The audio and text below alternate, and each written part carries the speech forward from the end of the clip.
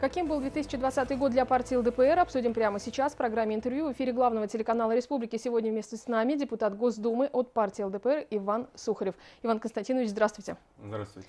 Спасибо большое, что пришли к нам на интервью. Итак, какие основные итоги 2020 года для вас лично, для партии ЛДПР на международном, федеральном и региональном уровнях? На самом деле год был непростой. Вы знаете, что год пандемии, которая бывает раз в 100 лет. К сожалению, у многих возникли проблемы со здоровьем. Кто-то, к сожалению, умер. И, конечно, вопросы здоровья и жизни наших граждан – это приоритетные вопросы для нашей партии, старейшей партии в истории современной России, которой буквально на днях, 13 декабря, исполнился 31 год. Мы успешно двигаемся к 35-летнему юбилею и более 3 десятков лет стоим на страже законных прав и интересов наших граждан. И именно поэтому, чтобы сохранить здоровье наших граждан, были направлены несколько запросов, которые были поддержаны. В принципе, эти инициативы, которые были изложены в этих запросах, были поддержаны на самом высоком уровне. Я говорю про президента Российской Федерации Владимира Владимировича Путина. А касались эти инициативы предоставления бесплатных лекарств, потому что проблема с лекарствами, проблема с доступностью лекарств, она была до пандемии, и вы это прекрасно знаете как журналист. Люди до этого обращались к нам с жалобами на высокую стоимость лекарств, которые в принципе купить на пенсию невозможно. И мы столкнулись с ситуацией, когда врач выписывает тем нашим гражданам, у которых есть подозрение на ковид, на коронавирусную инфекцию, пакет лекарств, стоимость приблизительная которого, в зависимости от субъекта Российской Федерации, варьируется от 2000 рублей. Чуть больше, где-то чуть меньше. И если у вас семья из 3 человек, это уже более 6000 рублей, говорю, в зависимости от субъекта. И мы предложили выдавать бесплатные сертификаты, которые можно в аптеке обменять на лекарства. Но были выделены деньги по итогу в размере 5 миллиардов рублей на закупку вот этих препаратов для того, чтобы обеспечить наших граждан. Я считаю, это важно, нас услышали. Кроме того, из таких же инициатив к нам обратилась группа студентов, которых заставляли бесплатно работать в красной зоне. Вы понимаете, это опасности для жизни и для здоровья, тем более молодые люди, у них еще все впереди. Также был написан запрос, и, собственно говоря, вы знаете, что президент решил выплачивать студентам за их работу в таких тяжелых условиях на передовой. И кроме того, всю страну потрясла, наверное, вся эта история с женщиной, которая упала с кровати в одной из больниц Республики Башкирия. Хотя эта история не только в Башкирии, это не характерно для нашей республики. Такие истории происходят постоянно по всей территории России. Когда люди без присмотра умирают. Здесь женщина упала с кровати, 3 часа пролежала и потом по итогу умерла. В это время ее снимала на видео другая женщина, которая находилась в таком же беспомощном, в принципе, состоянии, только могла снимать на камеру. И в связи с этим я также обратился с запросом, с предложением к министру здравоохранения установить в каждой палате, рядом с каждой койкой, тревожные кнопки и, возможно, видеокамеры. Для того, чтобы наблюдать за ситуацией, дежурная сестра, которая находится на посту, могла видеть, что происходит в палате, если что-то не так, то есть могла принять меры для того, чтобы исключить эти вещи. На самом деле случаев таких много. Конечно, это случай нас потряс, потому что касается нашей родной республики, Башкирии. Тем более это было в Уфе, это город-миллионник, это просто дикость.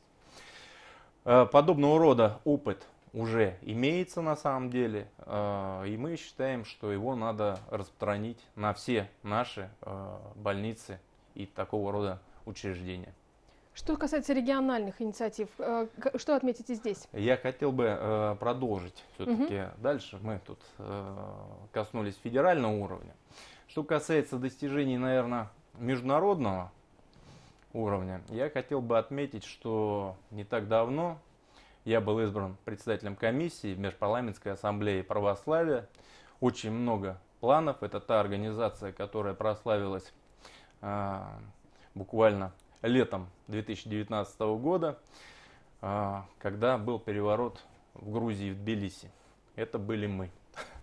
Вот. Сейчас я стал председателем комиссии, и будем продвигать наши интересы на международном уровне. В эту организацию входят 27 стран мира, и везде, на любой площадке, где я выступаю, я всегда говорю о своей родной республике, о Башкирии. А что входит в интересы? Вы говорите, будем продвигать. Во-первых, мы здесь собираемся провести мероприятие. Диалог христианского и исламского мира. Это очень важно, потому что на самом деле люди с непониманием воспринимают, я имею в виду не нашу страну, не соседние какие-то страны, туда входит также Белоруссия, потому что в нашей стране огромный опыт взаимодействия и совместной жизни рядом. Более того, у нас есть смешанные браки, вы знаете, да, то есть когда мусульмане с христианами, с православными, то есть мы поздравляем друг друга с праздниками, мусульмане нас с Рождеством, мы их с Курбан-Байрамом, сидим за одним столом. И, собственно говоря, на протяжении нескольких веков это продолжается, когда мы дружно живем друг с другом, работаем, помогаем друг другу. И для некоторых представителей, в том числе православия, христианства, тех, которые оказались в сложных условиях ситуации с ИГИЛ, с исламским государством, которое признано террористической организацией, они с удивлением воспринимают эти слова, они не верят. Поэтому миру надо показать опыт Башкирии, в том числе опыт России, как можно мирно жить, как мусульмане могут уживаться с православными, с христианами. То есть это очень важно. Региональный уровень, Иван Константинович, можем приступить? Региональный уровень, конечно, вот год был непростой, очень сложный на самом деле для наших граждан. Многие потеряли работу, многие потеряли доход, ну и, конечно, проблемы, связанные со здоровьем. Опять же, возраст 65+, ограничения, когда невозможно выйти из дома, приобрести какие-то продукты элементарные, то есть, собственно говоря, еду. Поэтому нами первыми здесь, на территории Республики Башкирия, была запущена акция «Помоги соседу», когда наши, как их модно сейчас называть, волонтеры, но я не люблю иностранные слова и стараюсь все-таки использовать русский язык, потому что я считаю, он нам позволяет, и все возможности есть, поэтому назовем их добровольцами. Когда добровольцы от ЛДПР за свой счет, здесь я хочу заострить внимание, за свой счет покупают продуктовые наборы и предоставляют их пожилым людям, либо людям, которые в силу тех или иных причин не могут просто себе этого позволить. Кроме того, сейчас у нас запущена акция с благодарностью и уважением, то есть это благодарность и уважение к старшему поколению, которое, к сожалению, в современных условиях мы теряем, то есть нам не хватает в обществе вот этих вот добрых слов благодарности и уважения. И милосердия, наверное, тоже. Поэтому вот здесь мы предоставляем как средства защиты, это маски, перчатки, так и продуктовые наборы, собственно говоря, для наших граждан. Иван Это очень важно, да. И покажем. у нас, кстати, вот действует такая горячая линия. Здесь есть телефон. Давайте проговорим. 8 800 745 40. Да. Здесь есть QR-код, который сразу отправляет вас в электронную приемную. 1000 обращений на самом деле, огромное количество звонков, и мы каждому пытаемся помочь. Я не говорю, что мы обязательно помогаем, потому что тот, кто обещает, скорее всего, наверное, лукавит. Но каждому мы стараемся помочь и зачастую помогаем. Поэтому обращайтесь, мы постараемся вам помочь. Ну и школьникам вы также помогаете, которые на дистанционном обучении, у кого не было техники, вот депутаты ЛДПР также оказывали поддержку. И школьникам помогаем. То есть акций на самом деле огромное количество. Я вам озвучил те, которые, наверное, на слуху сейчас. Там их более десятка. Да. Что касается школьников, вот здесь хотел бы заострить внимание. Мы не так давно провели здесь, на территории Уфимского государственного нефтяного университета, региональный этап конкурса «Юный техник-изобретатель», в котором я имею честь быть сопредседателем оргкомитета совместно с Катей Лычевой, иконой пионерии. И, конечно, при помощи ректора, ему огромное спасибо, Баулину Олегу Александровичу, за то, что он поддержал всю коллективу. Хочу сказать, что идея возникла на самом деле на встрече с Радием Фаридовичем, и он поддержал здесь тоже.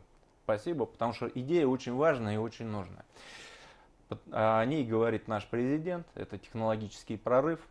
Владимир Владимирович Путин говорит о том, что он нам необходим для того, чтобы не оказаться в конце таблицы. То есть мы должны вырваться вперед. А как мы можем вырваться вперед? Дети наше будущее. К сожалению, не может вся страна петь и танцевать. Кто-то должен обеспечивать работу поездов, автомобилей, самолетов. Ну и космические корабли, в конце концов, должны бороздить просторы Мирового океана. Поэтому без инженеров, без технарей в нашей стране никуда не деться. И здесь мы провели вот этот региональный этап конкурса «Юный техник-изобретатель». Не так давно прошел финал, и впервые, это уже 7 лет, продолжается. Финал проходит в Государственной Думе, но, к сожалению, в силу, опять же, пандемии, мы проводили его дистанционно. Конечно, мы надеемся на то, что в следующем году нам удастся лично пожать руки и вручить подарки. Сейчас дети, к сожалению, только увидели эти подарки у нас в Госдуме на столах. Ну, конечно, каждый получит свой приз. Но между тем, от Республики Башкирия у нас впервые за 7 лет звание наставник года получил Исмаилов Василий Мусович из Мелеузовского района. Призером стала Краюшкина Анна, Уфа, лицей 83 при Уфимском государственном нефтяном университете. И финалистами тоже стали Нураев Азамат и Сафаров Дамир. Но они вообще должны были поехать во Францию, но опять же вот в силу пандемии конкурс Люпен. То есть, к сожалению, вот нам не удалось это сделать. Мы надеемся, что в следующем году они все-таки там окажутся. Если коротко, Иван Константинович, извиняюсь, время у нас выходит. Поздравить с наступающим Новым годом. Да, конечно, уважаемые жители Республики Башкирия, я хочу вас поздравить с наступающими новогодними праздниками, Новым годом и Рождеством. Я надеюсь, что следующий год будет более благополучным, более счастливым. Эта ситуация с пандемией завершится. Вакцинируйтесь, не бойтесь. Все депутаты от ЛДПР вакцинировались.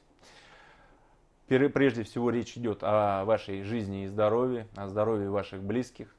Поэтому желаю вам в следующем году счастья, здоровья, успехов и всего самого наилучшего. С наступающим Новым годом! Спасибо, Иван Константинович. Сегодня вместе с нами был депутат Госдумы от партии ЛДПР Иван Сухарев.